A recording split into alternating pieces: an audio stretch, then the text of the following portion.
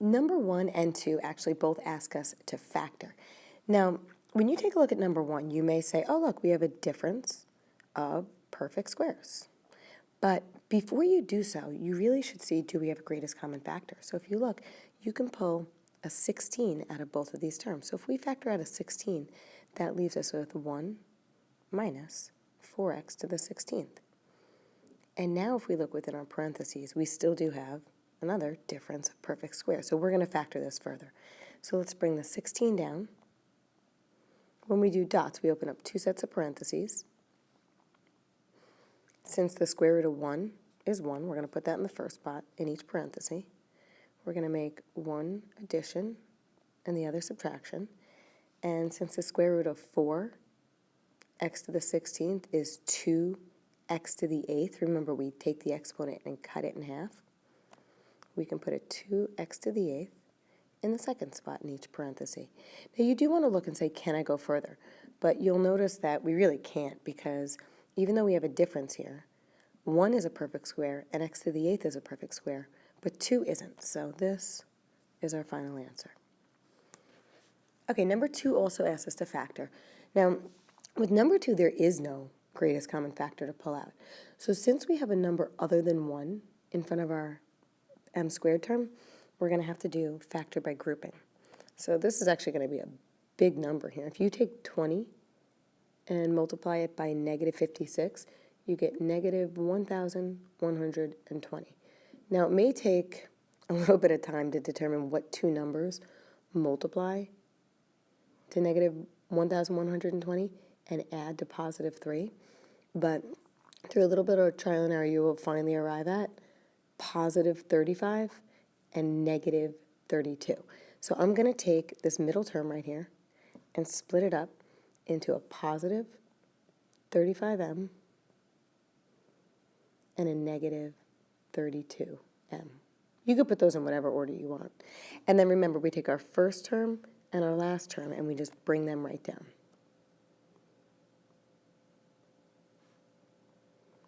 Okay, so this is where we group. We group together the first two terms and we group together the last two terms. So out of the first two terms, you could pull out a 5 as well as an m, so 5m.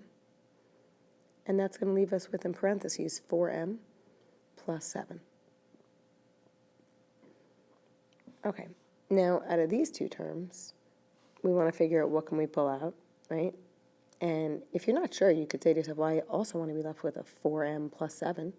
So here, negative 32 divided by 4 is negative 8. So really what we're doing is we're pulling a negative 8 out of each of these terms. So if you pull out a negative 8, then again, negative 32m divided by negative 8 is positive 4m. And then negative 56 divided by negative 8 is positive 7. All right, so our parentheses match up, so we know we're on the right track. So what we could do at this point is just take our 5m minus 8 and group them together as one of our factors. And then the other factor is this right here, the 4m plus 7. And remember, we only write it once.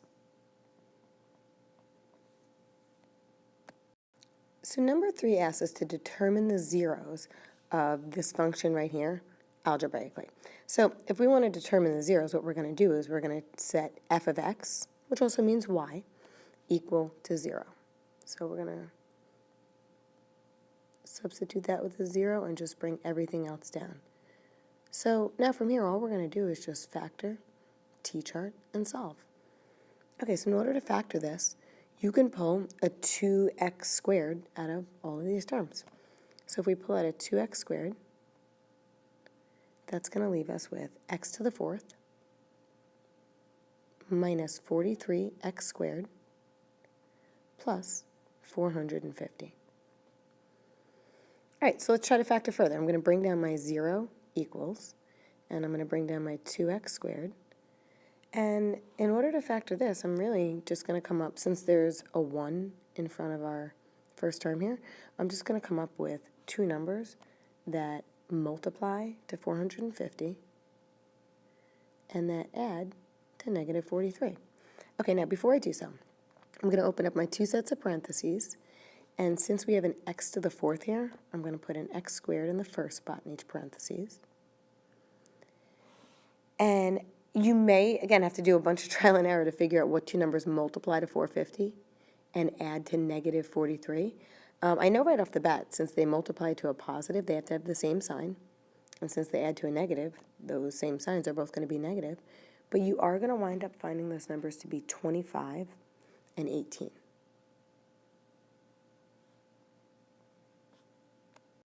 So at this point, you could do one of two things. You could actually make a t-chart here if you want, or you can factor you could factor further if you want. This factors to x plus 5 and x minus 5.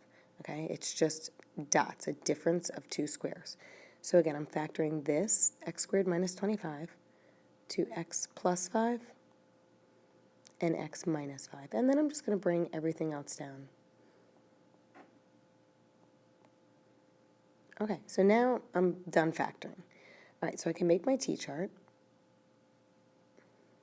put a line between each of the factors. You know, technically, if you want, you could put a line here as well. I don't usually bother doing that. But, all right, if we were to set each of our factors equal to 0, so 2x squared equals 0. I'm going to do this the long way. X plus 5 equals 0, x minus 5 equals 0, and x squared minus 18 equals 0. We would have to solve each of these equations individually to find our answers. All right, so let's start with the first one. With the first one here, we're just going to divide by 2, leaving us with x squared equals 0. And then to get rid of a square, we take the square root. So normally, we would write plus and minus, but, I mean, since the square root of 0 is just 0, there's no such thing as positive or negative 0, so you can just leave this as x equals 0. Okay, here if we subtract 5 from both sides of the equation, that leaves us with x equals negative 5. Here if we add 5 to both sides of the equation, that's going to leave us with x equals positive 5. And then in our last one, I'm going to add 18 to both sides of the equation. So that leaves us with x squared equals 18. And this time when we take the square root, remember x squared, this squared means you can have a maximum of 2 answers, okay? In this one, we only had one answer because we said you can't have a positive and negative 0. But over here, there are going to be 2 answers that you can plug in for x to make this equation true. So I'm going to put my positive and negative. All right, so I have x equals positive and negative radical 18. Now, if you can simplify a radical, you always want to do so. So since radical 18 simplifies to radical 9 times radical 2, I'm just going to come off to the side here. The square root of 9 is 3. So over here, we're left with x equals positive and negative 3 radical 2. Now, I just want to point out, we wound up with a total of, let's see, 5 answers. We have 1, 2, 3, and then positive 3 radical 2, and negative 3 radical 2, and make a 4th and a 5th answer. If you go back to the beginning of the problem, the degree, or the biggest exponent, told us that we could have a maximum of 6 answers. In this case, we only had 5, and the reason being is because x, x equals 0, we can't have a positive and a negative there. Number 4 asks us to determine the zeros algebraically of this function. So if we want to determine the zeros, we can replace this f of x, which just means y equals, with a 0. So we'll have 0 equals, and you can bring everything else down.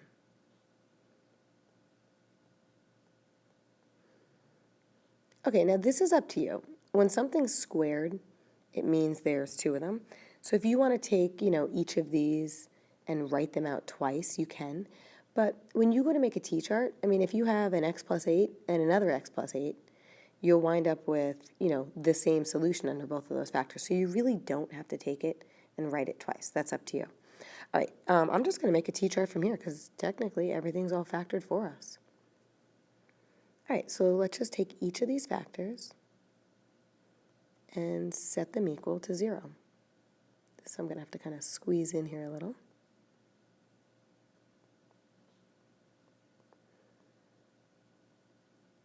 All right, so let's solve them. All right, to start with the first one, to get rid of the negative in front of the x, it really just means negative 1.